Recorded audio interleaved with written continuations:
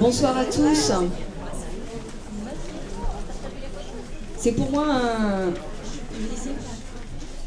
vraiment un immense honneur. C'est pour moi un immense honneur d'être ici. Beaucoup d'émotions aussi, d'être entourée de personnes de si grande qualité dans leur engagement en tout cas. C'est aussi un choix très conscient. Parce que si je suis ici devant vous, c'est un choix de deuxième carrière, parce qu'au départ, moi j'ai un doctorat en pharmacie industrielle. J'ai exercé des fonctions de business développement à un niveau international pendant 15 ans. Et là, de quoi je me suis aperçue, c'est que ça se résout toujours au niveau technique à plus ou moins long terme, quels que soient les pays, quelles que soient les cultures.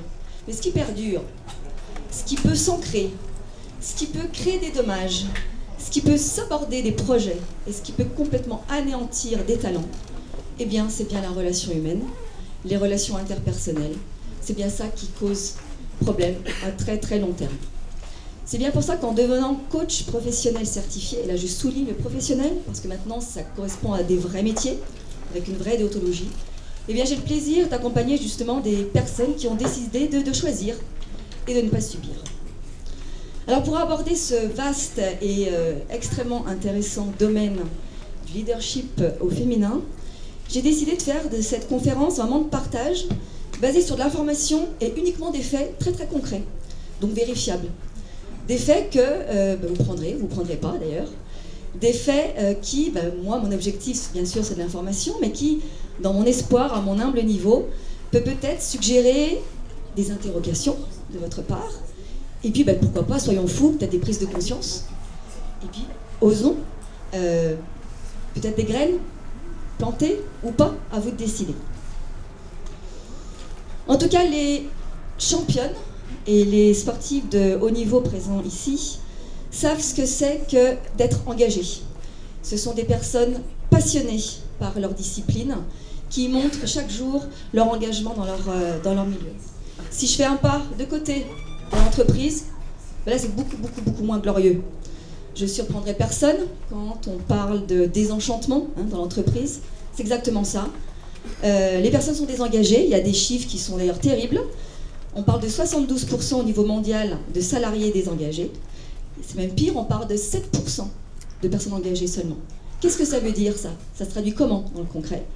Ça se traduit par une perte de sens. Qui dit perte de sens dit perte de performance, dit perte tout court. Si je retourne du côté des championnes et de mes sportifs de haut niveau, comment est-ce qu'elles expriment leur passion, leur engagement? C'est bien par les compétitions, c'est bien comme on le verra tout à l'heure au match, ce fabuleux match qu'on va voir tout à l'heure, c'est quand on peut s'exprimer dans une compétition. Dans l'entreprise, quand on ne peut pas s'exprimer, quand on ne peut pas faire preuve de ses compétences, quand on n'a pas l'occasion de les montrer, on perd du sens. Et donc, on devient quelque part inefficace, on ne sait plus pourquoi on se lève le matin. Et là, si on reprend simplement la pyramide de Maslow, avec les 5 besoins, une fois qu'on a les besoins physiologiques, les besoins de sécurité, les besoins d'intégration, d'estime de soi, l'ultime besoin, c'est le besoin de se réaliser. Et quand on n'a pas de sens à ce qu'on fait, quand on ne peut pas se réaliser, eh bien, on devient mauvais, on devient inefficace, on perd de l'énergie. Alors pour justement, quand on est dans ce cadre-là au niveau de leadership, quand on est dans cette position, on perd les deux sens d'une caractéristique de leadership qui est d'abord être convaincu soi-même. Quelqu'un qui a le leadership, c'est quelqu'un qui est tellement habité par sa vision, qu'il la vit tellement, il est tellement approprié que simplement le fait de passer ça crée un appel d'air derrière qui entraîne les gens. C'est ça être leader, c'est être convaincu soi-même, donc déjà honnêteté, engagement, et puis derrière, stimuler ce qui suit. Et bien quand on a perdu ça, on n'a plus de sens, on n'a plus rien à porter. Et pour développer ce leadership, on doit absolument prendre en compte l'environnement et le contexte. Et c'est là où on touche un point crucial de ce partage ensemble, c'est que le contexte actuel fait preuve d'un changement majeur sociétal. C'est pour ça que dès maintenant, je vous propose d'élargir la notion de leadership au féminin à un leadership du XXIe siècle, qui va concerner aussi bien les femmes que les hommes. Alors justement, qu'est-ce qui a changé? situation économique, situation planétaire, rythme. Il y a une petite révolution digitale et numérique qui est quand même passée au milieu de tout ça. La multiculture, le multilinguisme, la mixité, la diversité. Pour reprendre une parole qui m'avait amusée d'un conférencier qui disait que le monde va de mieux en mieux, va de plus en plus mal et de plus en plus vite. On peut même parler de fracture. Fracture planétaire, fracture écologique, dans le sens où on consomme 1,5 fois les ressources de la planète. Ça vient coincer à un moment donné. Fracture sociale, hein, pauvreté, famine, c'est pas résolu. Fracture de sens. Savez-vous qu'aujourd'hui, il y a quand même 3 fois plus de morts par suicide que par conflit armé. Donc quand on est dans ce schéma-là, on peut continuer de s'interroger, parce que ça c'est un état de fait, hein, pour le coup. Alors continuons de s'interroger. Et là, je vous propose d'aborder le sujet des paradigmes. Alors, ce sont quoi les paradigmes? Les paradigmes, ce sont des représentations qu'on peut avoir du monde, des modèles sur lesquels on s'est tous construits. Alors justement, quand on est passé du XXe siècle au XXIe siècle, on peut parler de ancien paradigme au nouveau paradigme, ou peut-être qu'on est d'ailleurs entre les deux. On est dans une phase de transition de toute façon. Alors justement, c'était quoi les anciens paradigmes? C'était quoi ces modèles qu'on a tous suivis? Et ça a été abordé tout à l'heure largement. D'abord, un principe de linéarité. Quelque chose de tout droit. Pas de chemin transverse. Tout droit. On part, on arrive, on a visé un poste, on l'a, une fois qu'on l'a, on consolide, voire on se fossilise dedans. Principe d'autorité, obéissance, qui crée derrière des managements et leadership par la peur. Peur de décevoir, peur de ne pas y arriver, voire même peur de réussir du coup. D'accord ? Principe du dehors-dedans. Nos vies sont influencées par l'environnement et non pas par ses choix propres. Principe de l'apprentissage, qui dans les anciens paradigmes disait on apprend quand on est jeune, puis une fois qu'on a appris quand on est jeune, voire jeune adulte, après on sait et on sécurise. Principe de stabilité, d'unicité, de conformité. C'est comme ça que la femme a copié l'homme en arrivant sur le marché du travail. On faisait comme les anciens, on reproduisait le même modèle. Bon, ça a fonctionné un temps. Ça, c'était le XXe siècle. 21e siècle, nouveau paradigme. De quoi a-t-on besoin? De toute façon, on n'a pas le choix. C'est la crise, ça ne marche plus. Nouveau paradigme. Principe du deux en dehors, cette fois. Du dedans dehors, pardon. C'est-à-dire qu'une fois qu'on se connaît soi, que l'on peut, une fois qu'on est riche de ses compétences, que l'on peut les mettre au service des autres. Principe de renouvellement. Nos vies vont être maintenant des tranches de vie coupées, reliées entre elles par des phases de transition. C'est comme ça d'ailleurs maintenant vous avez des gens qui apprennent, désapprennent, réapprennent, qui ont 2, 3, 4 carrières. Principe de mobilité qui nous oblige à nous redéfinir, à nous réinventer constamment. Principe d'adaptabilité, de flexibilité, de rapidité. Ce sont ça les paradigmes du XXIe siècle. Et ça concerne aussi bien les femmes que les hommes. Alors la femme dans tout ça, la femme elle est arrivée sur le marché du travail massivement. D'ailleurs il y a une date historique, hein, en 2009 aux États-Unis, la majorité des salariés étaient des femmes. Mais la femme est arrivée, donc avec les anciens paradigmes, en copiant le modèle masculin, qui était on sépare la sphère familiale de la sphère professionnelle, ce qui arrive finalement en fond d'écran à eh bien on ne peut pas être une bonne professionnelle parce que si on veut être une bonne mère.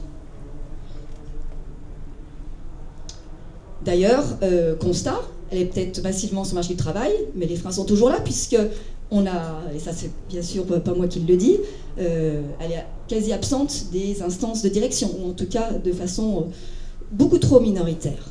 D'ailleurs c'est intéressant là de comprendre pourquoi, et on se rend compte que dans l'entreprise, le moment où les entreprises identifient leur potentiel, c'est en général chez leurs cadres qui ont entre 30 et 35 ans, c'est-à-dire pile au moment où les femmes, en général, attendent leur premier enfant. Elles reviennent à 40-45 ans, le train est passé. Bon. Deuxième chose, et ça c'est pas moi qui le dis, les sociétés actuelles qui ont, dans leur phase dirigeante, dans les cadres dirigeants, un pourcentage significatif de femmes, ont de meilleurs résultats. Encore une fois, c'est pas moi qui le dis, c'est prouvé. Pourquoi de meilleurs résultats? Parce que harmonie différente, On a parlé de peut-être d'autres façons de manager les équipes, par l'écoute, par le consensus, par la liberté de parole, en tout cas l'équilibre, la mixité, en tout cas la somme des différences avec les hommes, entre les hommes et les femmes, font que les équipes sont plus créatives, innovantes et du coup plus efficaces, avec de meilleurs résultats. Donc c'est un duo qui fonctionne. Quoi d'autre encore comme fait? Les diplômes. Les femmes, dans le monde entier, et pourtant elles n'ont pas accès dans le monde entier à l'école, les femmes sont en majorité diplômées. 60% en Europe et aux États-Unis de diplômes supérieurs universitaires sont des femmes. Aux États-Unis, les doctorants sont des doctorantes. Petit clin d'œil à notre système français sur le baccalauréat 2011, sur les 32 20 sur 20, toutes sessions confondues, 23 filles. L'entreprise, la société, la planète ne peut plus se passer de talent féminin. Autre point, le marché. Les femmes représentent un marché économique croissant. Je répète, croissant. Aux États-Unis, alors donc c'était aussi intéressant de voir, parce que c'était une conférence auquel j'avais assisté. En Angleterre, et je fais un petit clin d'œil à l'équipe anglaise qui est là, c'était en 2011. Les personnes qui achètent des pneus en majorité sont des Anglaises. Les femmes achètent des maisons, les femmes achètent des voitures, les femmes achètent. Et il y avait un petit clin d'œil aussi sur les partenaires européens qui vendent des tracteurs quand ils sont voulu arriver en Chine. Et quelle a été leur stupeur quand ils ont réalisé qu'ils avaient une majorité de clientes qui étaient des fermières. Avec 40% en Chine des sociétés privées sont des entrepreneuses. Donc un marché économique en croissance. Donc si on refait la légalité, talent, harmonie, économie, eh bien la mixité, l'équilibre homme-femme est le catalyseur puissant de réussite. C'est le duo gagnant. Alors, quelles sont les actions à faire, puisque les freins existent? Comment fait-on pour arriver à vivre ces paradigmes et comment on arrive à répondre aux besoins du XXIe siècle, du coup? Eh bien, plusieurs plans d'action. Le premier levier, la communication. Et là, mesdames, je mets tout de suite le doigt sur un syndrome qui est celui de la bonne élève. Oui, on est diplômé. Oui, on est bon élève, mais le bon point qu'on attendait quand on était au lycée, à la fac, en entreprise, il ne va pas arriver comme ça. Non, non, non. Il y a la petite anecdote comme ça de l'universitaire majeur de sa promo, qui plus est bien élevé, qui se dit, ah bah, ça va se savoir, je suis major. Eh ben non, il faut le faire savoir. Et ça veut dire qu'il faut s'exposer, il faut sortir des hommes, il faut le dire. Si on ne dit pas les choses clairement, si on ne demande pas, si on ne sait pas ce qu'on veut, si on ne le demande pas clairement, ça ne se saura pas. Communication. Syndrome de la bonne élève qui va avec notre relation par rapport à l'ambition. Sommes-nous ambitieuses? Qui est en lien avec notre rapport au pouvoir.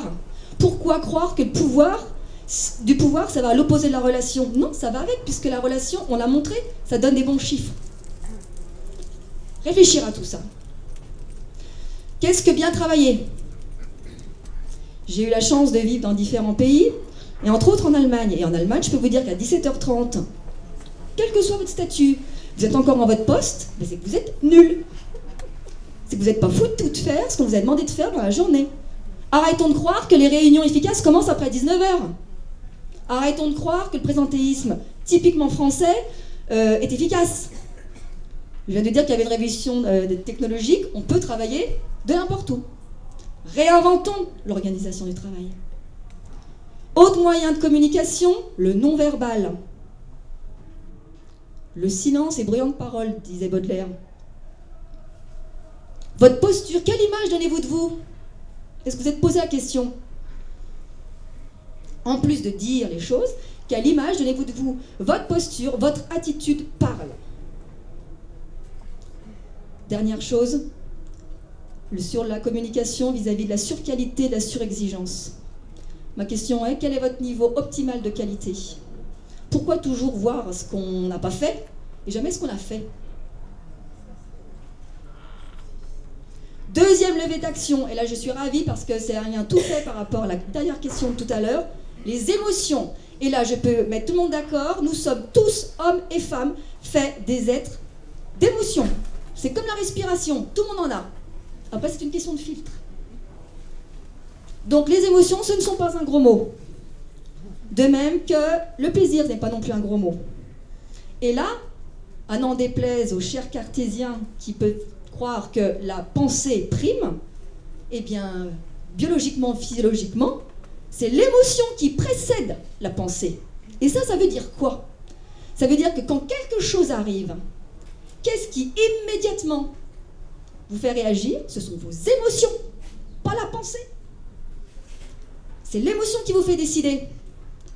D'où la nécessité absolue, je répète absolue, d'en prendre conscience et de savoir les accueillir, ces émotions. Et là, je vais laisser exprès quelques secondes à chacun pour se rappeler quelqu'un que l'on juge brillant, intelligent, mais qui en général gère, homme ou femme, avec une maturité émotionnelle d'un enfant de 18 mois, c'est-à-dire par la colère, par la peur et le soulagement, ou l'inversement. Quelqu'un qui, absolument intellectuellement, pourrait être pris comme moins que rien, mais qui a cette capacité naturelle de fédérer. Là, je vous laisse 10 secondes, rien que pour vous remémorer, parce que vous en avez automatiquement un dans votre entourage, ou une.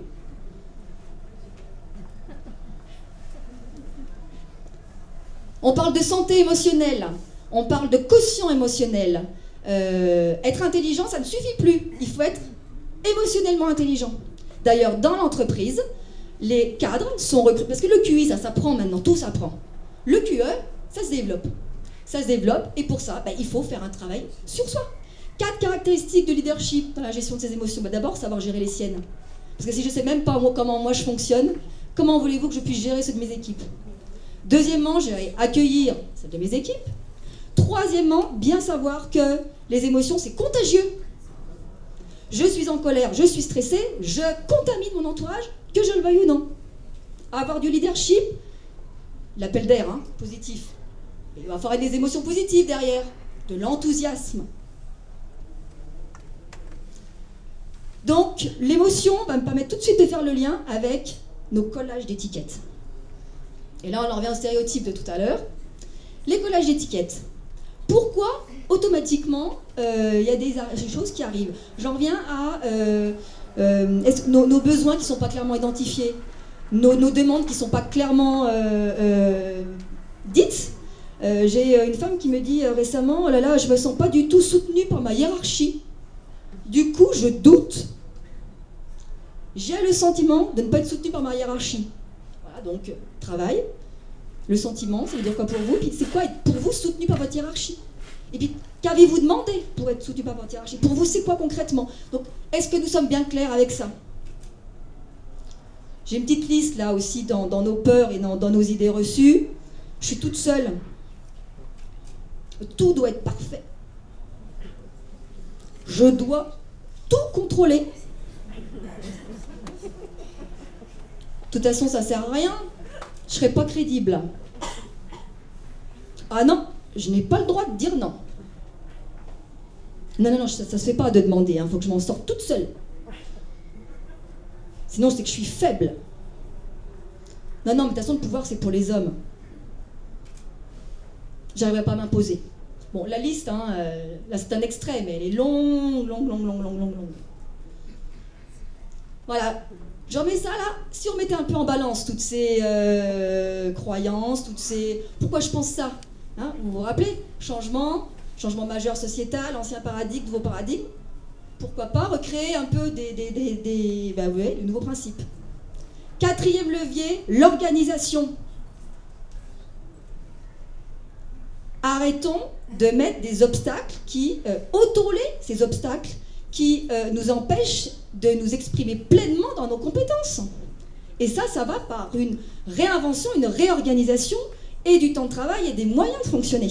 Il y a des sociétés qui ont mis en place justement des réunions dans des cadres horaires, des moyens techniques de communication. Il y a maintenant beaucoup de gens qui travaillent à distance. Arrêtons de croire qu'il faut être dans un bureau pour y arriver. Et ça concerne, comme les émotions tout à l'heure, aussi bien les hommes que les femmes. Il y a des hommes qui en ont ras-le-bol de faire du présentéisme. On parlait du poids sur les hommes, et c'est exactement la même chose. Osons réinventer, osons demander. Le but, c'est d'avoir du sens, parce que si j'ai du sens, je suis efficace. Si je suis efficace, la société y gagne. Donc remettez dans la balance les a priori, avec la culpabilité qui va avec. Pourquoi je me sentirais coupable? Remettons les habitudes, et encore pire, les certitudes. Dès que vous avez des certitudes, s'il vous plaît, posez-vous la question, pourquoi je crois que c'est une certitude? Et si c'était pas une certitude d'ailleurs? Ok? Surexigence, pourquoi? Et enfin, victimisation, parce que là aussi ça peut être quelque chose avec lequel on joue quelquefois, quand on parlait de sensibilité tout à l'heure. Ok? Tout ceci, ces 4 leviers, sont au service de quoi? De nouveaux comportements. De nouveaux comportements pour répondre aux nouveaux besoins de ce XXIe siècle. Nouveaux comportements qui va être de s'engager, justement, pour pouvoir être efficace. Alors s'il y a un mot que je voudrais que vous gardiez à l'esprit ce soir, c'est un verbe d'action, et c'est le verbe oser. Osez vous regarder à travers vos yeux et pas à travers les yeux des autres. Osez changer, osez faire, osez croire en vous, osez demander de l'aide, osez dire non pour vous dire oui. Osez vous affirmer, osez apprendre, désapprendre, réapprendre, osez évoluer, osez bouger. Pour ça, quelques idées. Se connaître. Et là, le coaching fonctionne. Puisque une fois qu'on est riche de soi, clair dans ses projets, et bien c'est là où on est efficace avec les autres. Et quand on a du sens à ce qu'on fait, on a une énergie qu'on ne savait pas qu'on avait. Deuxième chose, persévérer. Ne pas prendre un an comme définitif. Un an, et là, les champions l'ont bien dit, la persévérance. Un an aujourd'hui, c'est peut-être dans 6 mois, oui. Si je ne demande pas, qu'est-ce que je risque? Apprendre des autres, et c'est là où l'homme et la femme, c'est l'écart des deux qui est enrichissant. C'est comme ça qu'on avance. Apprendre des autres, apprendre des différences, ne présumer de rien, et fixer vos limites. Assumez vos impératifs, qu'ils soient familiaux ou autres. D'ailleurs, pourquoi le projet d'un enfant, ce serait celui de la mère? A priori, il y a un père et une mère. D'ailleurs, là, je partage tout de suite un exemple. Toujours mes collègues en Allemagne. Pourtant, l'Allemagne qui était très, très conservatrice, puisque les mères qui travaillaient étaient considérées comme des mères corbeaux, c'est-à-dire des mauvaises mères, parce qu'elles travaillaient. Donc là, maintenant, il y a des mêmes ministres avec 7 enfants qui font des carrières en flèche, mais il y a surtout des hommes, et moi j'ai 3 collègues ingénieurs en pleine début de carrière, des hauts potentiels, ils n'ont pas du tout hésité à prendre leurs 3 mois de congé paternité. Pour eux, mais rien de plus logique. Et c'est pas pour ça qu'ils ne sont pas engagés dans leur entreprise. Nouveau paradigme, ok? Donc, pour résumer, si le leadership du XXe siècle, c'était la copie, la femme qui a cherché à copier l'homme, eh bien le XXIe siècle, ça va être l'homme et la femme ensemble qui vont réinventer, qui sont en train de réinventer des nouveaux paramètres de performance dans l'entreprise. C'était Henry Ford qui disait que les avions décollent toujours face au vent. Oui, il y a beaucoup de vent. Oui, on est en phase de transition, mais bon sang quel décollage. Et là, pour finir, je voulais donner une explication à la photo, qui ressort comme elle ressort. Une photo que j'ai prise exactement il y a 1 mois, le 1er janvier, pendant une sortie en montagne. Ça faisait un moment qu'on montait, puis quand j'ai pris cette photo, je me suis dit, bon sang, mais qu'est-ce que je vais découvrir là-haut? Quelle surprise je vais voir? Et bien, c'est la question que je vous retourne ce soir.